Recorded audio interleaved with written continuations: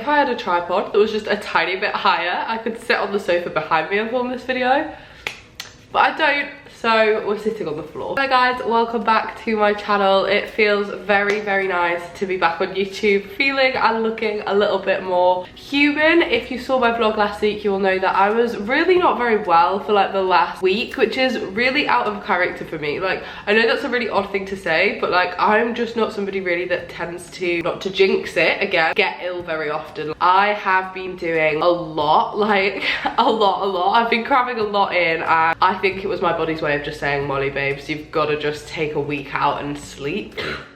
Still not 100% better. Got a glass of tonic water to keep me from choking in this video, but generally I am actually feeling a lot better. Also, I realise this makes me sound so bloody middle-aged, but I actually really like tonic water just by itself, guys. I actually think maybe I'm like a 60-year-old woman, but it's fine. Don't knock it till you've tried it. It is not a phase. I'm obsessed. Anyway, I asked you guys on Instagram for some questions because I feel like I've not really updated you with like what's going on recently. Not that there really has been anything massive. I just feel as though we've very much settled into a routine here in Melbourne, and that is what's been in the vlogs. Behind the scenes, Tom and I have obviously been planning like the rest of our year, planning our travels, planning our time in Australia. You guys will see in a couple of days what I mean when I say we do have some other things planned that are coming up very soon, like very, very soon. And I like to keep you guys in the loop and have a chat, so I thought I would ask what you guys want to know and answer a couple of them. I have absolutely loved living in Melbourne.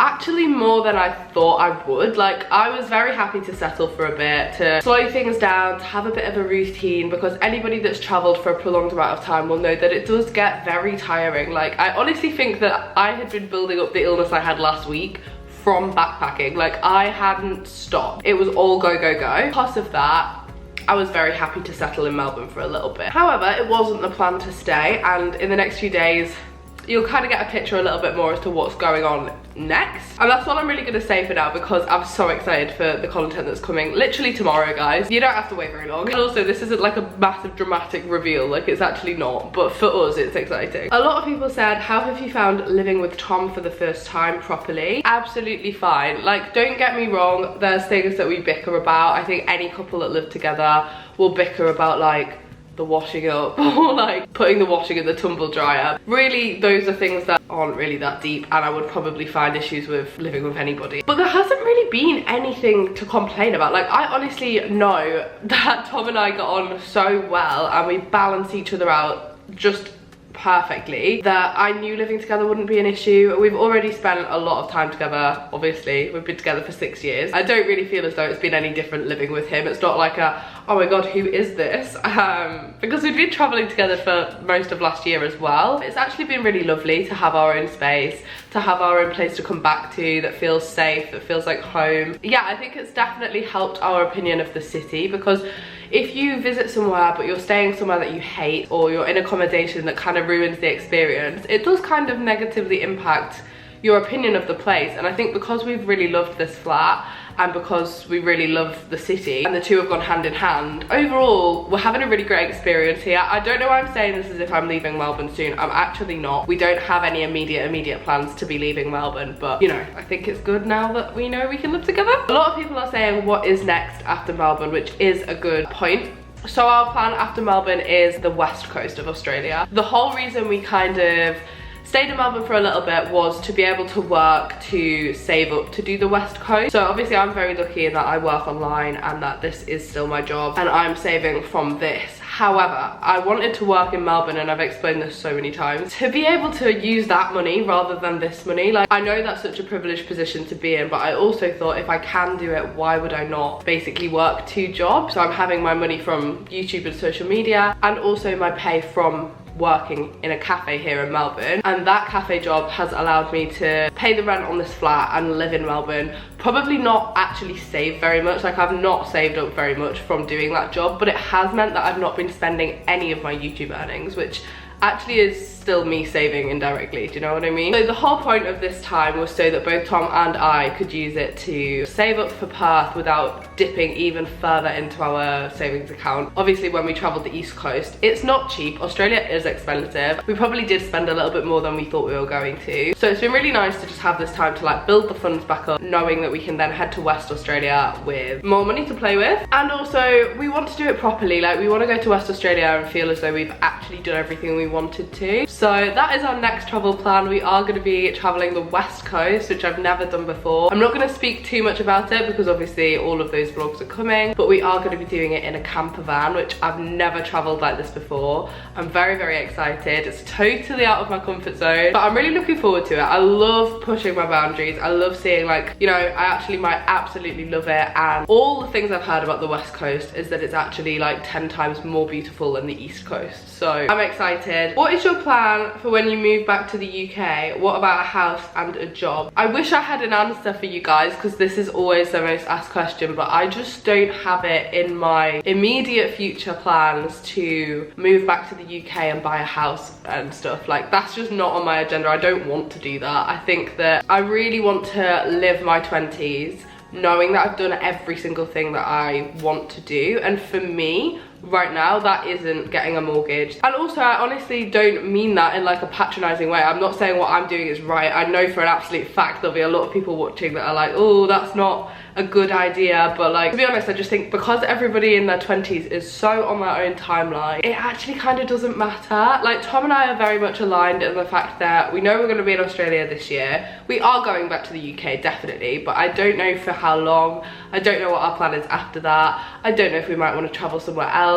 I don't know if we might want to live at home and save up to travel somewhere else or to move out. Like, basically, I'm not really looking past this time next year. Everything changes all the time and like our plans move around. I literally have met people here in Melbourne who have sort of changed my plan of what I want to do after Australia. I hadn't really considered traveling Canada before, not properly anyway. And now I'm chatting about it with people that I've met here being like, oh, maybe next year we'll go do that for like a month or two. You know, while those plans are still very like up in the air and those decisions are things I'm genuinely considering, I'm sticking by my original decision that it would be super silly of me to put a mortgage on a house when I won't be in it. That for me right now is not where I want to be focusing my time and my energy and my finances. Yeah, to be honest. So the plan for when I go home is there isn't one. Life's too short to not be enjoying what you're doing. This is a good one. Would you recommend backpacking and then working, or working and then backpacking? This really depends on how quickly you want to come to Australia, because if you've got savings in the UK,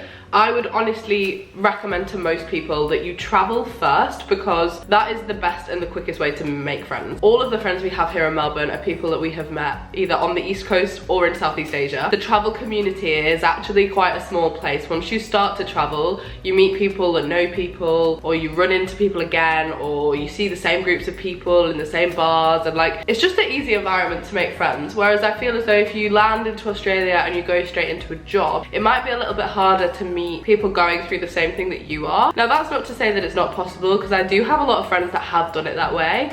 And like stayed in hostels and met people that way. However, personally, I think that traveling and then working works a little bit better. But if you're just desperate to come to Australia and you've got your working holiday visa and you just want to book a flight and go, but you know you can't afford to travel yet, you can save a lot more money working in Australia than you can working in the UK, just because the wages here are generally better. So I do think there are pros and cons, and if you're just desperate to come and you want to travel but you don't have the funds straight away, that is a really good way of doing it. So it really just depends on your priorities, and literally, you know, anything goes. Either way around works, but I personally would probably say the first. A lot of people have asked this: how many spiders have you had in your apartment? Have you encountered many spiders? I really want to travel to Australia, but the spiders put me off. Coming from one arachnophobia girly to another, I get this. I really get this, and I think that if you don't have a fear of spiders, you probably wouldn't get this, because that on its own should not be a reason to put you off. But if you're scared of spiders, it genuinely can be. And before I came the first time, I had this vision that spiders were going to be everywhere. You were going to be running into huntsman spiders on like every other day. Genuinely, hand on heart, since being in Melbourne, I've not seen a single spider. Not one. Not even a little one. Not even a little baby one. Like, I have not seen any spiders. I think it helps that when Tom and I were picking places to live, I was looking at high-rise flats sort of deliberately. A little bit in the back of my mind I was thinking, if you live in a city like Tower Block, you're probably less likely to get spiders than if you live in a house in a rural area. However, I have friends that have done house shares and have done house sittings in rural areas of Victoria and also not actually ever encountered spiders. Yeah, I'm not gonna say you won't, and I also think if you work on a farm or if you choose to live in like Queensland or even New South Wales, where it's a bit more likely that there'll be bigger spiders just because of the weather and because of the temperatures. I'm not going to promise you're not going to see any, but I do think that it is a lot more of a, oh, beware of the spiders, like scare tactic than it actually is a reality. Like, of course you will find them if you go looking for them. If you wander into the bush and start scouting around for them, you're gonna find them. In an apartment in the city, you're not gonna get them. Yeah, I do think that whilst traveling, it was more of a concern because some of the hostels we stayed in were quite spidery. That's my adjective. Like, is this location spidery? You know what I mean? Like open doors, open windows, thatched roofs, like more at one with nature. Even then, I genuinely haven't seen a single spider in any hostel on the East Coast, and I think I've just got lucky. But even Fraser Island this time, guys, I only saw spiders in the actual bush. But yeah, I really think as somebody with a huge phobia to another, that you shouldn't let it put you off. Like, trust me, it's okay. Also, the longer I'm filming, the more my voice is going. I thought my voice was back, maybe it's not. Okay, gonna move away from like the flat, Australia, stuff like that, just for a little bit, because I have got some other questions. Favorite book that you have read recently? This is a great one because I've been reading quite a lot this year, although right now I'm in a bit of a reading slump. I don't know why. The issue I have at the moment, guys, is I'm reading everything on my Kindle, and because I can't see the front cover of the book, I can't remember all the names of the books I've read. It's bloody brilliant, isn't it? I could just go and get my Kindle. Oh yeah, I remember what I just read. I read The Appeal by Janice Hallett? I'm actually not sure. That was actually really good. I wasn't too sure on the writing style when I first started it. It was basically a murder mystery, but also like just a big what is going on kind of book, and it was narrated very cleverly through a series of like letters and emails, and like the writing style was a bit odd. And to read on a Kindle, it was a little bit confusing sometimes because I'd like finish where I was and then I'd come back to it and I'd be like, wait, whose letter am I reading right now? And I do think that, yeah, maybe it would be better as an actual book. But that was really good. I can't remember who I saw recommend that. Probably Jack Edwards. Oh, I read one called The Heights by Louise Candlish. That was very good. I really liked that. That was one of her better books. Very fast paced, easy to read. Didn't expect it to end how it did. One True Loves by Taylor Jenkins Reid. One of her better books, and I don't see people giving it the credit that it deserves. Like, people rave about like Malibu Rising and The Seven Husbands of Evelyn Hugo, and they are insane. But I actually think that this one is on a similar level. It's just not in the same sphere of like characters, do you know what I mean? Read Everybody in This Room Will Someday Be Dead. I didn't like that very much, and I'm very like reluctant to ever review a book badly, but I just didn't really vibe with that. I didn't like the writing style at all. You didn't ask for these book reviews, did you? You literally didn't. Anyway, currently I'm reading Forever Interrupted by Taylor Jenkins Reid because basically I am making my way through her entire collection of work because I really like her as an author. Okay, next, along a similar vein, somebody said, what have you watched recently that you've enjoyed? And I have watched a lot. I have been in this kind of weird routine, guys, where I am at work all morning until 2 p.m. in the afternoon. I get home, I have a little nap, chill out in the afternoon until like 4, so I'll use that time to watch something, which I don't do at home, until about 5 p.m.-ish, and then I start working online and doing like YouTube, social media, Instagram. Because of the time difference, I do that from like 7 p.m. until midnight because then the UK is awake as well. So I'm working like very odd, like 7 a.m. until 2 p.m. actually going to work, and then 7 p.m. until midnight doing this job, and then sleeping for 7 hours and going to work again. And the bit in the middle I've been using to watch stuff and sleep. So I've watched quite a lot. I've just finished Daisy Jones and the Six, 10 out of 10, obsessed. The casting in that is just impeccable. I'm not gonna rave about it because I spoke about it in my vlog, but so good. I also, over the weekend, just watched a 3-part documentary on Netflix called A Southern Scandal, which is a true story about a case that happened in South Carolina very recently, like literally last year. This court case like ended, and it's basically about this like super sketchy family. They've had a lot of mysterious deaths surrounding them, but it is a true story, and it's actually really sad. Like, I did cry in a few places because It involves a lot of people that are like my age. Yeah, it was really good. That's on Netflix. Tom and I also just finished watching The Last of Us, which isn't my usual genre of TV. If you don't know what The Last of Us is, it's basically based on the video game, which clearly I've never played. Do I look like a gamer girl? But Tom has. I actually remember Tom playing it in the lockdown. Like, I don't know if that's when it came out or if that's just when he played it, but yeah, I think it's a niche idea to like create a TV series based off a video game and not it be the other way around. But it was really good. I will say, it's very gory and gruesome, and I am not somebody that really wants to watch things with like zombies and things like that, but it is actually phenomenal. Like, the script writing is very, very good. I mean, there were a few episodes where I was watching it like a bit pointless, didn't need that episode, but Tom's telling me that it's important to the character arc, but I'm like, oh yeah, well, a bit boring. But for the most part, I really enjoyed it, and I think that Pedro Pascal, is that his name? Is a very, very good actor, and also so is Bella. Oh, I can't remember her last name. The girl that plays Ellie. Incredible. And then what else have I just finished watching? I've honestly been watching loads of stuff. We watched the MH370 documentary. Kind of gave me anxiety because literally that same week I booked a flight with Malaysian Airlines, and then I thought, oh my god, honestly, heartbreaking and so confusing, and watching it just made me more confused about what I think about the case, but it's really good.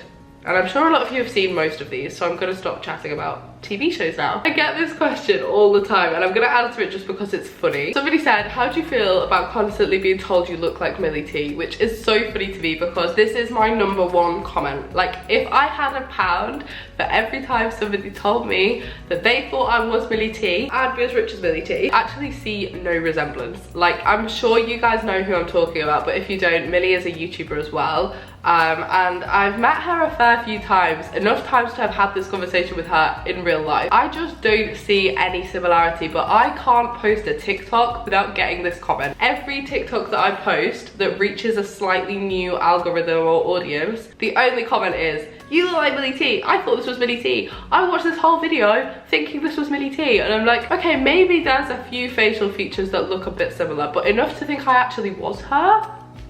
Personally baffled by it, don't see it at all. One that I've got a surprising amount, guys, since being in Australia, and I get this in real life, and I think that that's like a real new level. I've had this in like bars, in restaurants.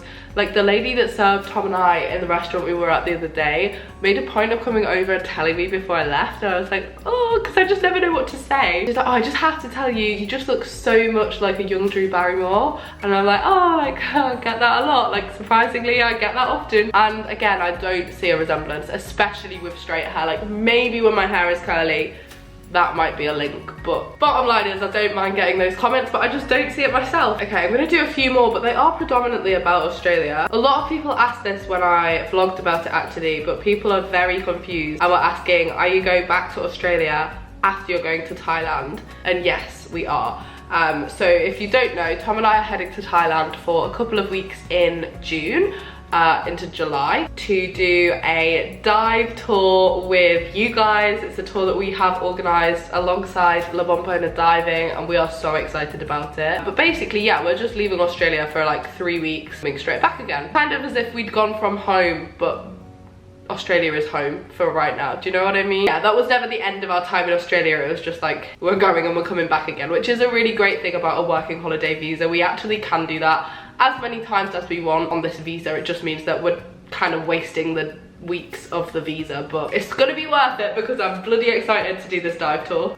A lot of people are asking me this. This actually surprised me. What camera do you and Tom use for your videos and your photos on Instagram? Honestly, Tom and I just use iPhones. Like, if you ever see a photo in the dark and it looks like a flash photo, that's taken on my Canon G7X, which is the vlogging camera that I'm using right now. But other than like dark flash photography, everything is on an iPhone. I actually was in JB Hi-Fi the other day, which is like an Australian PC world kind of place, and they have the Olympus cameras which just look insane for photography.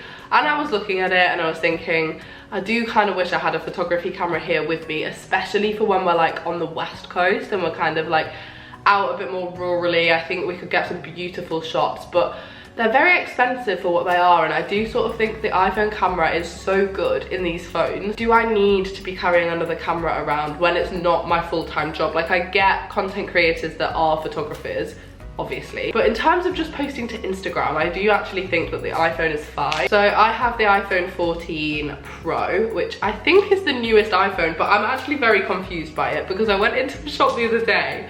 I'm actually an idiot, guys. And I bought an iPhone 14 phone case and it didn't fit my phone. And then the lady at the checkout was like, oh, I think you have the 14 Pro. And I was like, oh, is that not the same? I didn't realize there was two iPhone 14s. I thought it was just the iPhone 14. I am actually an idiot, to be honest, guys. And I'm every marketing person's dream, because I just went to Apple and I was like, oh, can I have the new phone with the really good camera? And that's this one. So I really need to pay more attention to my own life. Yeah, I have the 14 Pro, but the little one. And Tom has the 13 Pro Max, which is the big one. To be honest, after about the iPhone 8, I got really confused with why they were naming them all the things they named them, and now I just don't really understand. 14 Pro for me, and 13 Pro Plus, 13 Pro Max for Tom. Jesus Christ, you wouldn't think I do this for a job. Okay, I'm gonna do two more. This is a very long video, but I just wanted a little chat, you know? What do you miss the most about home, not including your friends and your family? Honestly, this is very shallow, but probably my wardrobe. Like, not even that I have an incredible wardrobe, because I don't, but like just a bigger selection of outfits and clothes. And like, what hurts me right now is that when it's like cold, I'm having to go out and buy stuff because I don't have it with me, knowing that I have that at home in the UK. So like, I'm buying hoodies and I have like hundreds of bloody hoodies. Okay, maybe not hundreds, but a lot of hoodies in my wardrobe at home. Similarly, I am a coats person. I love a coat, I love a jacket. I can't really be buying them here because I can't take them with me. Hoodies, I can sort of squash into my bag, but like, I can't buy a coat. Where am I gonna put it? Yeah, I'm probably gonna say my wardrobe and my bed. That's what I miss the most. Okay, and the last one. What would you say is your biggest achievement? Honestly, probably doing this. I mean, I'm very happy with everything I've achieved online and in my job, and you know, how much I had to push myself out of my comfort zone to do this in the first place, and also knowing that I've managed to do all of those things despite how nasty quite a lot of people were at the beginning. I'm very proud of that, and I think that sometimes I don't give myself the credit that that really deserves, because obviously this is sort of normal now, but